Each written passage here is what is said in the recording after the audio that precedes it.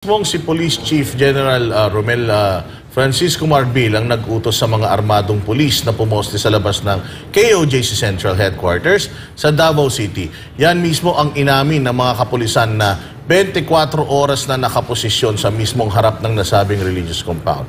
Si Jason Rubrico magbabalita. First time in history na ay diha sa atbang namo. Diha mismo nag-checkpoint police visibility na wala may kriminal dire. Wapoy mga krimen dire. Dito dapat na sa kanto. Dito sa di-reporting mingawa.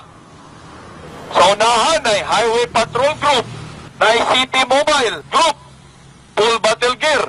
Diha, nagtapok, Landmark, Impress, diha, linya, LPO. Yan dire, atbang namo. Sa unahan po, nanapod, Camellia, Jollibee, Orchids Hills, gasoline station. Wala, gitagtad na hinunyo, sir, mga kuan.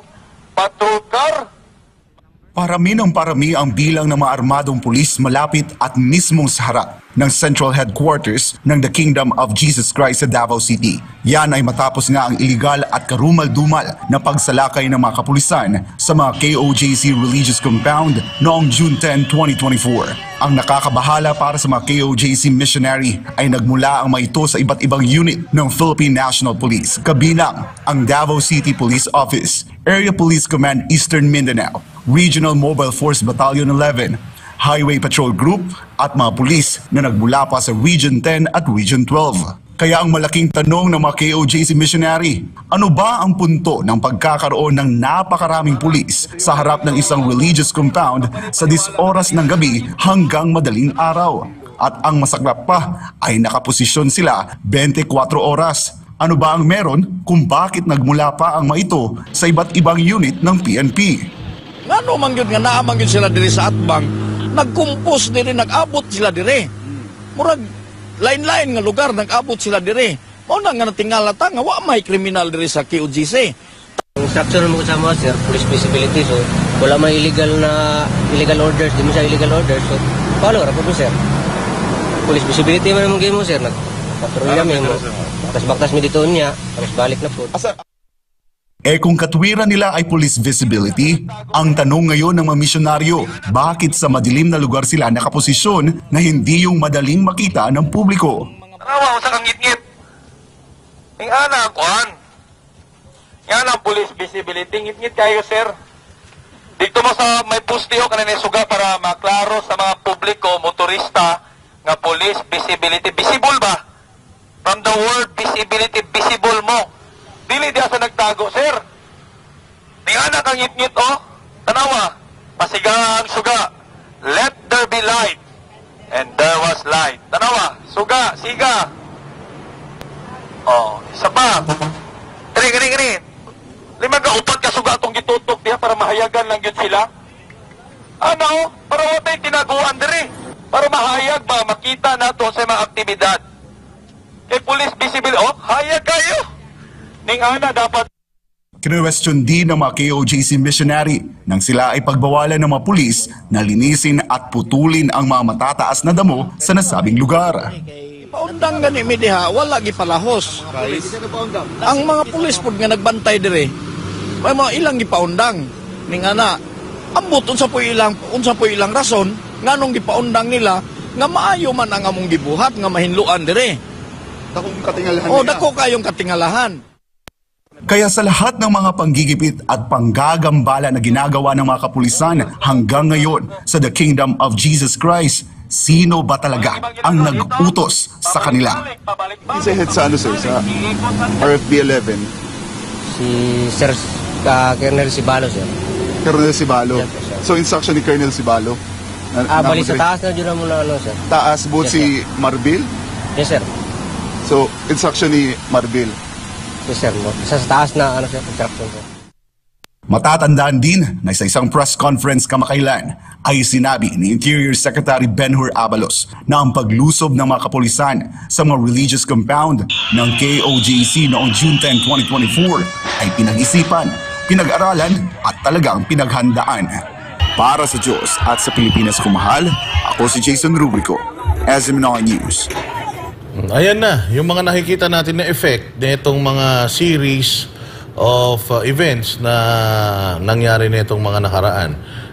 Na-relieve yung 75 na member ng security ni Inday Sara. Tapos ito, may mga harassment na naman na nagaganap sa Kingdom of Jesus Christ. And sigurado tayo na in the remaining days or in the succeeding days, magtutuloy-tuloy pa itong harassment dyan sa Davao, which is the second safest city in Southeast Asia. Ang punto kasi dito, ang hindi kasi nila naiintindihan na yung mga ganyang hakbangin, yung mga ginagawa nilang mga hakbangin, yan, for example, yung mga videos na yan at yung kung ano-ano pa na mga ginagawa nila, maaring may nagbe-benefit dyan, pero sila-sila lang. Kung sino yung naglabas, kung sino yung nagpakita. Dami nga nagagalit dito eh. Pwedeng sila yung mag-benefit. Maaring natutuwa yung ibang mga politiko na nagsasalita dito sa mga rallies na ito, maaring sila mag-benefit dito. Pero ang masaklap kasi, meron ding hindi nagbe-benefit at merong nagiging biktima itong mga hakbangin na ginagawa nila na unannounced. Ito ang laging apektado, una, Davao, Kingdom of Jesus Christ at mga Duterte. Ito na nga, si Inday Sara na hinugot yung kanyang, yung kanyang security 75. So sa ngayon, ang bantay na lang ni Inday Sara ay yung PSG, which is kontrolado pa rin yun ng Malacanang kasi wala na yung yung VPSG. Wala nang ganun. So paano pag hinugot pa yan? Wala nang magbabantay kay Inday Sara. Banat bay, delikado ba buhay ng isang Inday Sara? Hindi, safety yan, safety. Safe ang isang Inday Sara? Alam mo kasi ito sinasabi nila ba't daw sinisisi, ganito, bakit yung kasalanan ba dapat ang sisihin si PNP chief sa pag-alis ng mga security ni BP Sara. Alam nyo, napaka-simple lang naman yan. Tandaan natin sa isang revolusyon, sa isang pakikipaglaban, hindi pwedeng atake ng atake. Merong pagkakataon na dapat, maayos ang diskarte, hindi yung puro ala Bonifacio ang style. Hindi ganon. Kung matatandaan natin, kahit sa kasaysayan natin, may mga ganyan tayong mga bayani nga. Okay, bayani, wala namang problema, bayani sila. Kaya lang, iba pa rin yung impact na nagawa ng katulad nila Jose Rizal. Di ba? Na merong karunungan pagdating sa diskarte. Yung katulad nung kay PRRD. Ang problema kasi, yung iba, medyo nakalunok ng hamburger ng Jollibee, bida-bida. Nangunguna, kahit wala sa kumpas, ginagawa. So, wala tayong magagawa kasi syempre, kailangan mabuhay. Nga naman, magbayad ng utang dyan sa US, so kailangan talaga ng views. Wala tayong magagawa doon. Okay lang yon. Pero ang atin lang naman, ang nagsasacrifice, yung mga pinuno natin dito, na supposedly sana nagpo-focus sa trabaho at sa maayos na pakikipaglaban, pero sila ang tinatamaan dito. Mga Duterte ang tinatamaan. Sa maling diskarte. Yun ang problema. Ngayon, kung nagagalit kayo sa amin, banateros na lumalaban dito, wala po kaming problema dahil kalayaan nyo namang magalit. Kami naman po, ang gusto lang namin ay yung tamang diskarte para po sa mga Duterte. Ang nangyari, kanya-kanyang bida-bida. Bahala kayo. Kayo na ang bida. Kaya nga pinapakita sa inyo ngayon kung ano yung mga nangyayari. Coach Oli, baka meron kang additional? Wala, bahala si Banat Bay dyan. Pero alam mo talagang hindi maganda yung discarding naganap dyan sa video na yan. But, tsaka Coach Oli, tawag dito, yung naglabas, meron siyang video na sinabi niya na hindi ko naman sinasabi na si Presidente yan So, ba't nyo pa nilabas? Kung hindi naman pala kayo sigurado sa ilalabas ng video. So, nagkakagulo na lang lalo hindi ba? So, sana kung yung sigurado tayo na talagang siya yun, di sana yun yung nilabas natin. Pero kung hindi naman pala tayo sigurado, ba't pa natin nilabas? Eto nga nakikita natin basta yung resulta. Basta ako antayin ko, sa akin lang antayin ko kung ano yung hakbang ni PRRD. Kung maglalabas ng video si PRRD, susuportahan ko. Yan. Ganun lang bumuelta yan sa sa maisog. At kanina nga na-discuss ko to sa channel ko, hindi ko alam kung pwede ko i-discuss dito. Dahil may kung sino-sino nang nasisisi diyan, meron pang tinatamaan sa Maisug, no? So i-confirm pa natin 'yan, pero lumaki yung nagkaroon tayo ng konting gusot diyan. May sinasabi pa sila, Coach Oli, na meron pa daw 4 na video na hina-hype nila na ilalabas. So, ano kayang ine-expect natin doon sa mga video na yun? Is it gonna be the same video na karugtong lang nito o ibang scenario naman? No? Ilabas nila sa channel nila. Maganda channel yun. nila dapat. Mahusay. Parang meron kang gusto sabihin. Ano ba yung sasabihin ko? Nakalimutan ko na eh. Hindi, ito kasi baka naman sabihin ng iba, kinokontra lang natin porket si Maharlika yung naglabas. Hindi ho yun. Yun ho yung mga mabababaw na pananaw lang. Hindi ho namin kinokontra yung video. Hindi ho yun ang punto namin dito sa pagkokontra sa video. Hindi rin sa hindi kami naniniwala. Kung hindi po kami naniniwala, sa totoo lang, kami po na nandito ay hindi naman po bumoto at hindi nangampanya kay Marcos kasi naniwala na nga kami. Doon pa lang sa sinabi ni PRRD, naniwala na kami. We do not need a video to convince ourselves. Ito kasi ang problema. Tandaan natin, ito ang laban. Tayo, mga nasa loob, alam na natin. Kumbinsido na tayo. Kaya nga hindi natin binoto eh. Oo. Ang kinukumbinsi natin ay yung mga nasa labas. Tama, mali. Ang tanungin nyo yung mga kaibigan ninyo na walang kaalam-alam. Ipakita ninyo yung video. Nakumbinsi ba sila? Ako, ginawa ko yan. Ang dami kong tinanong. Pinakita ko yung video. Alam mo, sagot sa akin, bakit kayo ganyan? Bakit naglalabas na mga ganyan? Alam nyo namang hindi tama, hindi maganda, tas mukha pang kaduda-duda. Instead na kumbinsi natin sila, uy, may problema tayo sa gobyerno. Uy, ganito nangyayari sa gobyerno. Hindi. Na-turn off sila. Andire. Nainis sila sa atin. Magising naman po tayo sana. Magising tayo, hindi yung tayo sa isa't isa tuwan-tuwa. Ang daming video, ang daming views, ang daming views. Tuwan-tuwa tayo. Nyari. Nakumbinsi ba natin sila? Kayong sumagot. Wag nga ako Tanungin nyo yung mga kaibigan ninyong walang pakialam sa politika, ipakita nyo yung video. Tingnan mo, tanong mo. Alam mo, ang sagot kagad? Parang di naman siya. Ganun kagad ang sagot Instead na nagduda doon sa tao, ay talaga? Siya ba yan? Parang hindi. Alam nyo kung bakit naging ganon? Kasi hindi inorganic. Ang nangyari, pinaghandaan, nag-premiere, nag-teaser, tapos inilabas sinabay sa SONA, hindi organic. Saan kayo nakakita ng revolusyon na hindi organic? Noong panahon ng EDSA, organic. Lahat yan, yung unang EDSA, yung pagpatanggal kay ERAP dahil doon sa envelope, organic lahat yun. Yung pag-walk out ng mga organic lahat yun. This time, pinaplano, pinaghandaan, itiniser. Anyari, wala tuloy. Kasi parang ang dating, wala, pinagplanuhan nyo. Talagang sinadya ninyong ilabas nung panahon na Kesa na nakumbinse, wala. Para talagang tayong mga Again naniniwala kami. Hindi yun ang question dito. Naniniwala kami. Pero, yung iba na gusto nating kumbinsihin, naniwala ba? Tanungin nyo sila. At huwag nyo kaming sisihin. Tanungin nyo sila. Ako may tanong. Kasi marami akong nababasa sa Facebook, sa mga social media, at pati mga kaibigan ko, sinasabi, mga authenticated daw tong video na ito. Anong masasabi nyo dun? Authenticated yung video?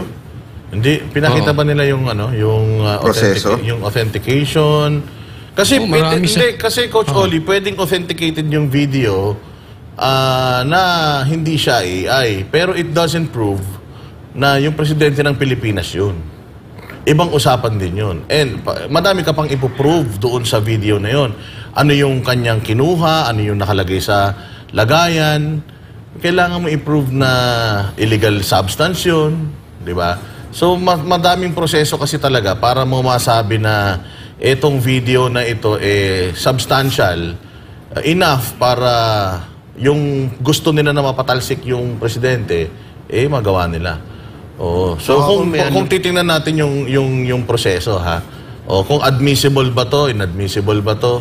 Kasi kita nyo naman, nagsasanib ng puwersa ang military, police, DICT, NBI kanina, may pinalabas na silang press conference na sinasabi nila na peke ito. And may call din, mayroon ding call si Gibo Teodoro na sa international community na tugisin yung mga nagpakalat nito. And right after that, the same person na nagpakalat nito, naglabas siya ng video at sinasabi niya na I never said na ang presidente ng Pilipinas yung nasa video. Pinlay ko yung video and sinasabi Sino ba yan? At sinasabi ko sa video na bahala na kayong humasga kung sino yan.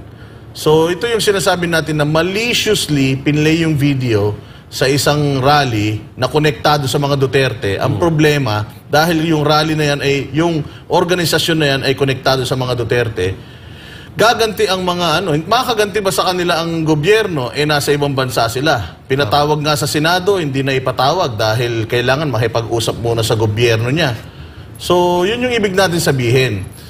Tayo ang napapahamak dito sa Pilipinas. Tayo ang napapahamak dito sa bayan natin habang sila doon, wala silang liabilities. Wala silang civil liabilities at wala silang sasagutin ng mga kaso dahil hindi naman sila mga Pilipino. And ito na nga, si Inday Sara natanggalan ng ang KOJC hinaharas na naman. Ano pa yung mga susunod na hakbangin? Kung totoo yung sinasabi nyo na oppressive etong gobyerno to, nakakatakot yung mga susunod pang mangyari. Di ba? Ito si Jamie, sasabihin nata eh. Jay, huwag mo lunukin yung mic. Hindi, naipit ng bilbil ko, nalaglag. Laglag yung mic ko. Okay, barinig ba? Narinig. Hindi,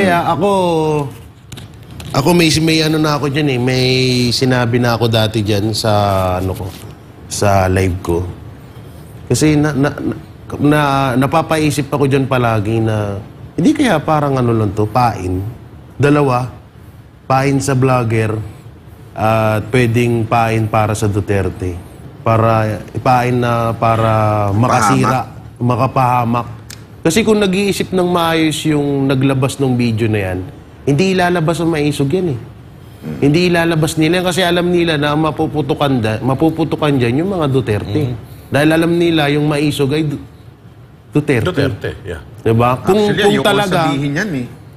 kung talagang may concern, kung talagang may concern yung tao na naglabas ng video na yan, hindi mo ilalabas yan kung may concern ka sa Duterte. Ibig sabihin yan, lumalabas lang na wala ka talagang din pakialam sa mga Duterte. Kumbaga yung magiging resulta na itong ginagawa nyo, wala kayo talagang wala kayong pakialam. Gusto nyo lang, makadamage kayo doon sa kabilang kampo. So, yung mga nag-i-enjoy ngayon, tuwang-tuwa dito sa video na to, na talaga namang nagbubunyi, ang tanong ngayon, natanggalan si Inday Sara ng 75 na security. So, paano na? Anong gagawin natin? Ngayon, sinasabi ko kanina, masaya ba? Masaya ba? Hindi, alam mo, isa pang matindi dito. Yung sanang fino-focus nila yung sa PhilHealth. Yes, eto nga. Grabe yan. Alam nyo, grabe po yung ginawa nilang yan sa PhilHealth. Yan, ramdam ng tao yan. Yan ang pag pinokus natin yan dyan, yung issue tungkol sa PhilHealth. Naku. Magigising ang taong bayan. Lahat nagko-contribute dyan, banat bayan. At saka una-una, magagalit ang mga ospital na hindi nababayaran. Isipin nyo, hindi sila nababayaran and yet may excess kuno na tinanggal at nilipat sa iba. Anong kabalastugan yan? Yan ay isang hindi ho yan tama. Tapos sana yan talagang dikdikin natin. Yan talaga yung issue na sinasabi natin na may epekto sa atin. Oo, sa tao. Kasi itong bangag-bangag, alam na ba na natin? Obvious, wag na tayo magloko-lokohan. Ulit na yan eh. Oo, obvious naman na. Hindi nga tayo nakakumbinsi ng iba eh. Yun ang tanong, nakasira pa nga tayo eh, lalo pang nainis ang tao eh. Tsaka ito pa, nagtataka din ako, bakit hindi inilabas yan dun sa nung panahon na nasa Senado si Morales, no? Kasi hawak na pala nila yan eh. No, bakit hindi nila inere yan doon? Lanado nga. Lanado. Yung sinasabi ni Banat Bay na hindi organic yung galit ng tao. Parang talagang mayroong mga grupo na gumagalit dun sa tao. Pinipilit nila magtawag sa EDSA, hilaw pa eh. Tapos biglang nung tinakot lang, hindi ako nagsabi na si Marcos yan ha. Kaya yung tapang-tapangan yung panahon din sa PDEA. O hindi, di tanong nyo kay Uncle Sam kung ma-attend ako ng Senate, tapang-tapangan, pero pag every time na nako-confront siya, umiiwas. Ano ba namang klaseng vlogger ito? So, sa madaling salita, ginagawa niyang mga tanga yung mga viewers niya rin. Eksakto. Kasi, biruin mo, nilabas niya yung Hanggang video, ngayon nga, tapos i-deny niya. Hanggang ngayon nga, pinagtatanggol pa rin nila, pero DDS daw sila. So, di ngayon, kayo na. naapektado ang mga Duterte dahil dito. So, ano na, sino ba talaga ang pinaglalaban nyo? Yung vlogger na idol nyo o yung mga Duterte na Hindi kasi nila mahal si Inaabuso. Duterte talaga. Yun ang totoo. Oo. Huwag na tayo magpaikot-ikot. Ginagamit nyo lang si Duterte para madagdagan yung views nyo. Yun. Huwag na tayo maglokohan. Ginagamit nyo lang yung mama para lang madagdagan ng views nyo. Sinasakyan nyo lang ang mga Duterte. Pero ang totoo, gusto nyo lang makadagdag ng views. Tama. Hindi nyo mahal. Kasi kung mahal kayo, hindi nyo ipapahamak. Alam mo yung mahal mo, alam mo yung anak mo, syempre mahal mo, di ba? At the same time, hindi mo siya papahamak na, uy, sandali, alanganin tong discarding to mapapahamak siya. Iyon ang isipin nyo Sino ang napapahamak sa ginagawa ninyo? Hindi nyo iniisip yan. Kasi nga, ang importante sa inyo, views, hindi ang mga Duterte. at makabanat sila doon sa mga administrasyon na galit sila. Nagbubunyi sila ngayon habang ang mga Duterte ikot na naman ang isip kung paano na naman nila lulusutan to. Tsaka kasi matagal-tagal meron din tanong dito, Boss Dada. Matagal-tagal din natulog ang channel ng vlogger na yan. Kasi matagal-tagal nang lipas na yung So ano ba to? Para sa bayan o para sa channel? Hindi ko na nga alam Parang sa channel na lang ata Para tayo, kay Nyor. Oo, kasi pumiyok pa. Coach Kasi Oli. nung sige, ikaw na, Coach. Pumipiyok na ako. May tanong kasi dito, no? Gusto ko rin malaman kung anong sagot nyo, pero sagutin ko rin yung tanong niya, no? Paano kung sa inyo pinagkatiwala yung video? Ako po, ang gagawin ko dyan, kung sa akin pinagkatiwala yung video, una, ilalapit ko yan kay PRRD. Yan. Yun. Tatanong ko, anong gagawin ko dito? Tama. Yan. Tapos, kung sakasakali man, sige, ilabas mo yan, at may go signal na ni PRRD, ilalabas ko doon sa channel ko. Ngayon, kung walang go signal, I trust PRRD, kayo na po bahala dyan kasi alam namin, mas alam nyo kung ano ang dapat sa Pilipino. Kasi ako'y wala pang napapatunayan sa bansang ito, si PRRD, dami nang napatunayan Pero, so, Coach pagkatiwala ko, yung video na yan sa iyo. Ikaw ba naniniwala Tatay ka? Coach Oli, naniniwala ka na walang copy si PRRD nitong video na to? Ay, yun ang hindi ko alam. Hindi, ako, Pero kung sa nangyari paniniwala- yun sa akin, Sa ganun ang paniniwala gagawin ko, may kopya ang mga Duterte niyan. Dahil lahat ng intel na nakakarating sa presidente yan Kung totoo man yan. O ngayon, bakit hindi nila inilabas ito? Yun. Kaya hindi nila nilabas ito, siguro dahil hindi sila sigurado. Bakit? Eto. Sasabihin ko na. Nakita ko yan. Video na yan. Yan yung araw na sinabi ko sa inyo may nakita akong video. Hindi yung tungkol kay Mama San at saka doon sa congressman. Yan yung video na sinasabi ko. Nakita ko. At alam mo sinabi ko? Huwag niyo ilabas yan. Sabihin niyo muna kay PRRD yan. Pag umokay si PRRD at siya naglabas, Susunod kami. Pero kung ilalabas nyo lang yan para lang sa views ng mga vloggers, di na. At hindi kami interesado na maglabas din yan. Alam si na natin. PRRD nyo ilabas yan para maging authentic. Kasi ako, naniniwala ako na pag si PRRD naglabas, sigurado, authentic. Siya yung naglabas May tiwala tayo sa kanya. Vinet niya yan. Kaya nga tama yung sinasabi ni Boss Dada Siguradong meron na si PRRD even before that. And yet, hindi niya yan nilalabas. At ang sagot niya, walang video.